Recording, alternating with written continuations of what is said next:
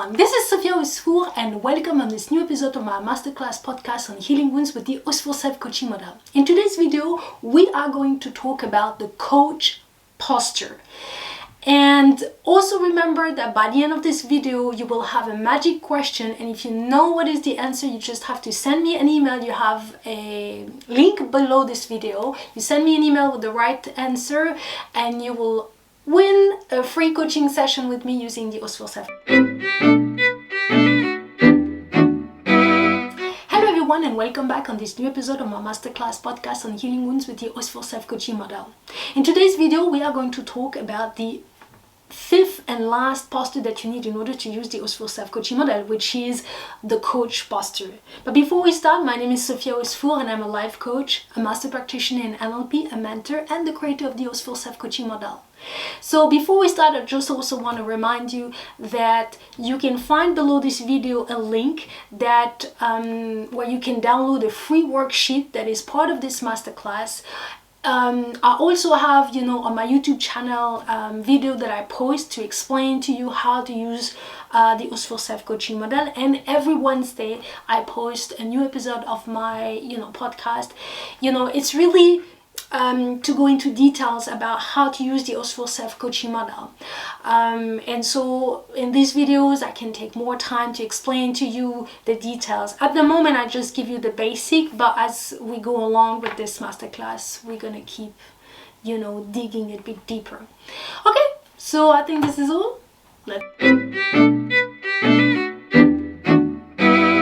So let's start talk about the coach posture. So obviously, nowadays you hear a lot about coaching here, coaching, call me a coach, everybody, everything is a coach, everybody's coaching, everybody, is doing this.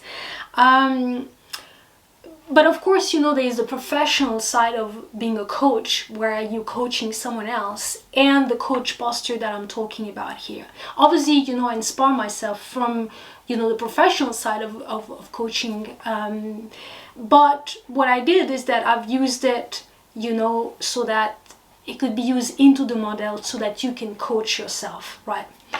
But at the end of the day, I'm not inventing something specifically incredible here, because we all have the ability, and that's why I thought it was so important to put into the model. You see, I wish that early on in life you were taught to learn how can I be my supporter? How can I be my coach, my supporter, my teachers, so that I can help myself in case I can't find help. Because you see, in the world we're living now, you constantly are taught, that whatever answer you're looking for is outside. That you need a teacher, you need this person knows better, they have a solution, they have this. And I think that although it can be, I'm not saying it's, it's completely shut it down and, this is stupid, but I don't think that, it should all be like that all the time. There are moments where you should be able to just step in and being able to be your supporter, to be your coach, and to guide yourself. And for me, this is one of the foundation of the model, is the idea that actually, no matter what can happen, we can actually support ourselves and be that for ourselves. And really this was, it came to me, when I started hypnotherapy, and I was training in hypnotherapy, Erickson hypnotherapy. I have learned about Milton Erickson. Now, if you don't know who was Milton Erickson, he was one of the greatest hypnotherapists in the world. And in fact, when John Grinder and Richard Bandler, who are the inventors of NLP, started to develop this method, they actually study 3 of the greatest therapists in the world, and Milton Erickson was one of them. So there was Milton Erickson, Virginia Satir, and Fritz Perls. And those 3 therapists were having extraordinary results. And so what they did is that they started to learn about how is it that they can get the result that they were doing, right? But anyway, this is a bit out of topic, but I just thought it was important for you to know. But anyway, so what's interesting is that at some point, you know, in his life,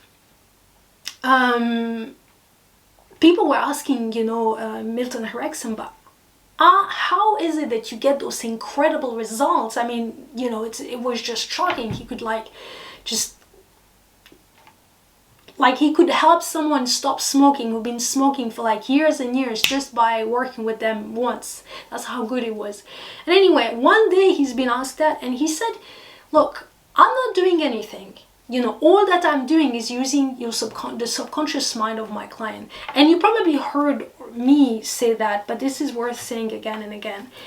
And so the coach posture is based on the idea that you can be your own coach, that you have the information. And in fact, you know, it's true, because your subconscious mind has been here from day one, from the moment you were born to the moment that you will die. And he used to say, this is the greatest therapist you need.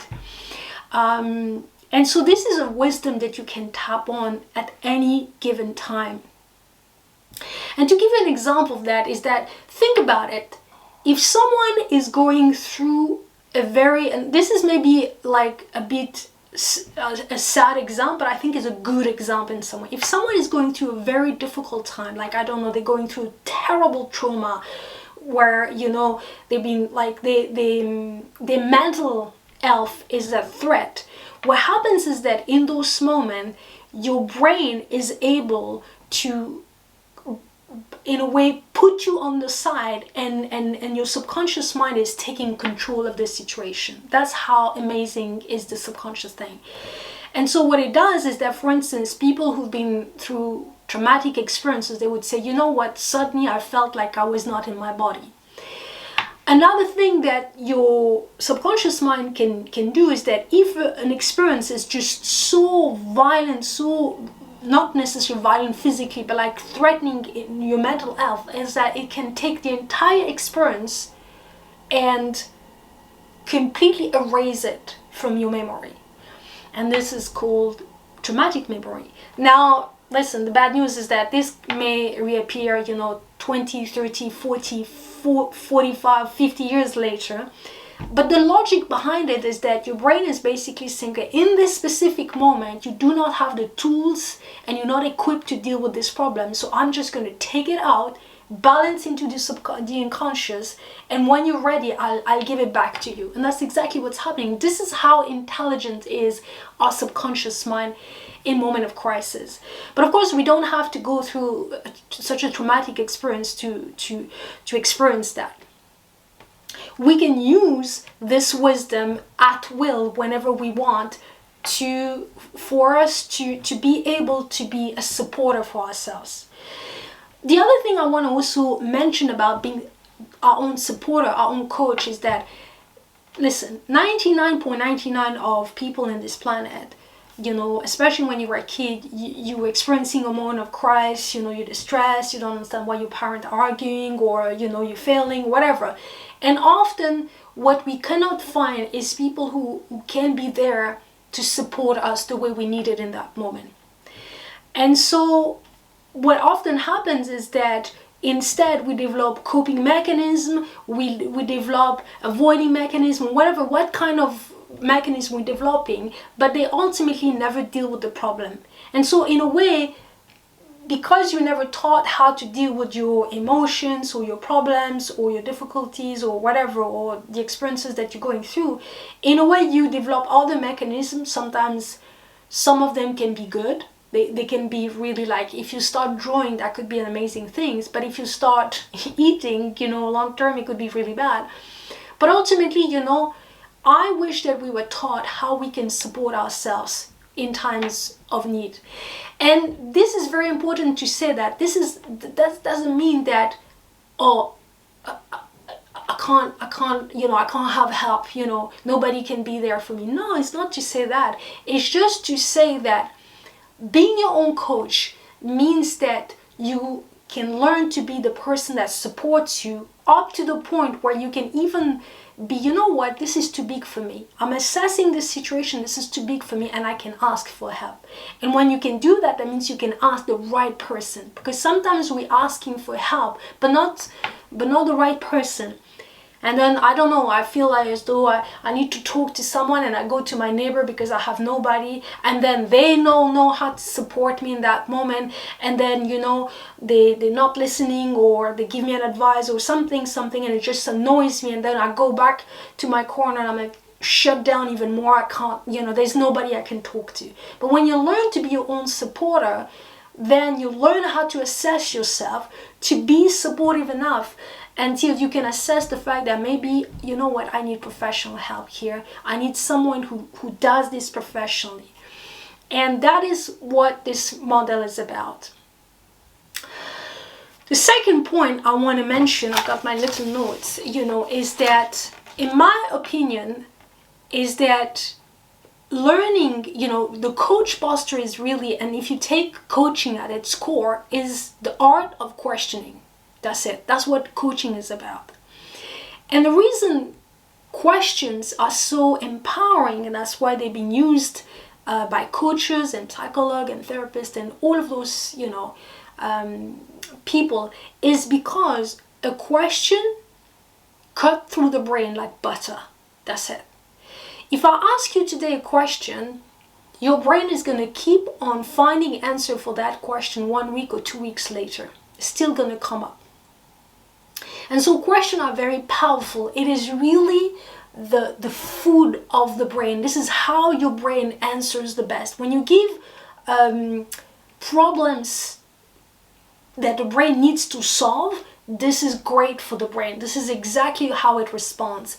And also when you ask your brain question, tell me, you know, tell me about this situation. You know what, I don't know about this problem. Let the brain do its work, because this is when it responds the best. Because question, they're not just like, they open doors in your brain, basically, you know.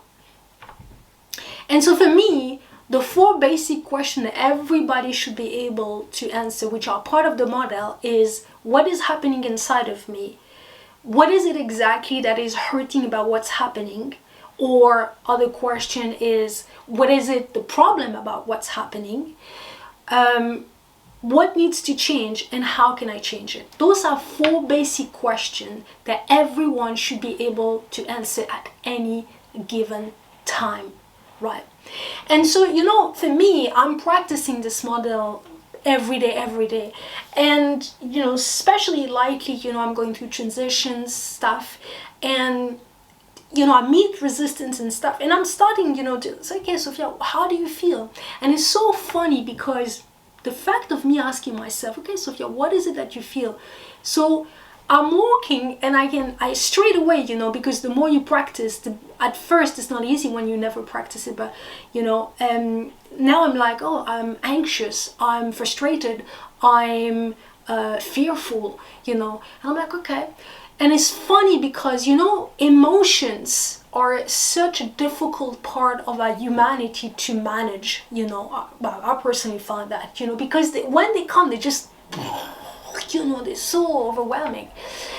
And to learn to be supportive in those moments for you is amazing. It's incredible, because what I do in those moments is that just by me asking myself, how do you feel, Sophia? I diffuse.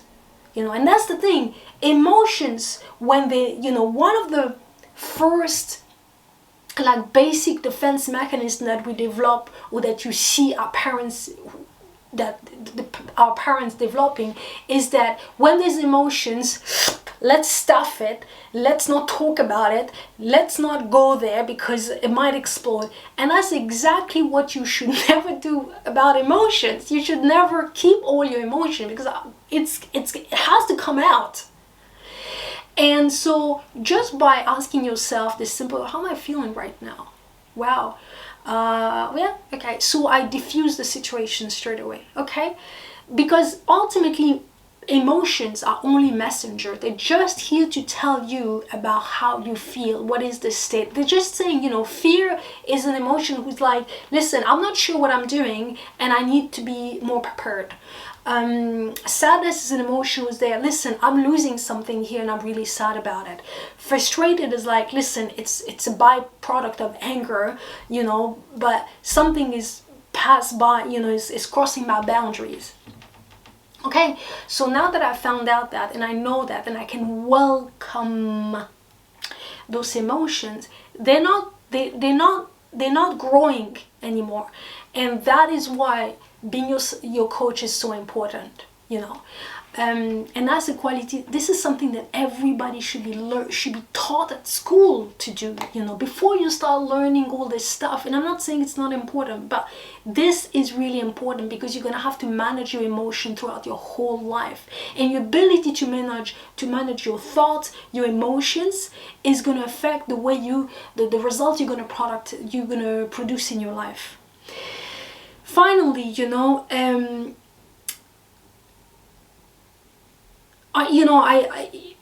finally, this is the last part I want to talk about. But it's the natural, coaching yourself and learning to be your own supporter is also part of a whole, how can I say? In my opinion, is about a process that we're gonna have to change in our society, where we're gonna learn again, because this was something that was known once upon a time, where we learn to tap into our own natural wisdom. See, I said at the beginning of this video is that we live now in a society, you go on Instagram and everybody has an opinion on everything. But even me, I'm giving an opinion here. But it's like you could scroll and someone says one thing, and then about the same thing someone says something completely different.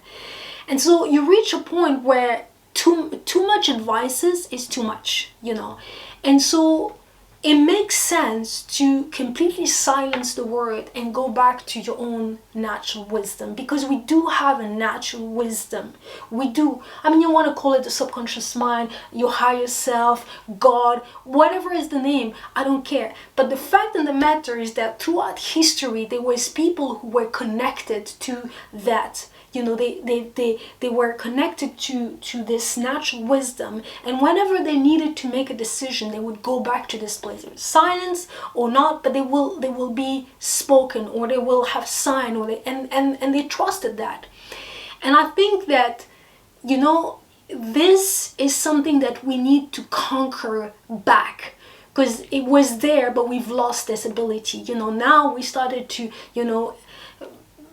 we started to focus on what this expert knows, and this person knows, and this book, and this and this and this. But there was a time where people didn't have access to that much information, and they had to rely on something else. Should I go right or left, up and down? What is the choices that I have to make? And not only that, but it's also so easy to be disturbed by the noise of the world outside of you. Even the closest people, even people who love you and who care for you and who want nothing but happiness for you, even they could be like, following the advice or the opinion is not necessarily what's going to be right for you. And so I think that this is also another thing that we should teach children very early on in their life, is to connect themselves to their natural wisdom. And that is why being your own coach makes so much sense, right? Because this is something you want to be able to be connected to, your own wisdom. And just to give you an example of that, I think it was Socrates, which was one of the greatest philosophers obviously in the world, one of them at least. And often he would openly speak about what he used to call a little demon, and he used to say that this demon would never say to him what to do, but whenever he was about to do something naughty or wrong, this demon would speak to him and say, don't do that, There's also, someone much more modern, but it's like the famous American movie director Tyler Perry. Like, he's a very religious person, and he speaks often about a voice. In his case, he's talking about God, God talking to him. But what it ultimately means is that no matter what is the name you're putting into that, is that it's a natural wisdom that we all have, and that when you learn to count on yourself, because, and I'm really mean learning, because it's been something that's been lost for so long, you start to practice every day, then that voice rise. Because what happens with this voice is that if you don't ask for it, it starts to diminish. And so in order to, like anything in this model, it's something that you need to practice. And the more you practice it, the more you get better at it, and the more it rises. And that natural wisdom that we have is definitely something that you could practice, and all of us should practice, so that you, in times of need, when you're just on your own and you have nobody, you can actually count on you. You can be there, and you can step in and change hat, and instead of being the person who is hurt, or the person who is feeling the emotion, or the person who is overwhelmed by the situation, or whatever, you can change hat, and that's it. You step in, and I'm like, okay, now I'm not me anymore. I'm my own coach. How would I speak? And you know what? I do that.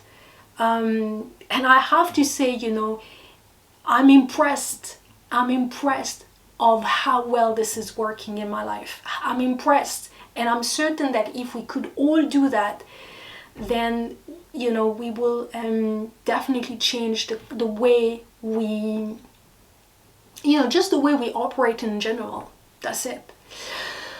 Okay, guys. So I hope that this video helped you to understand a bit more about the Osfour self-coaching model. And all I'm gonna say to you until next week is peace, love, and light. Bye-bye.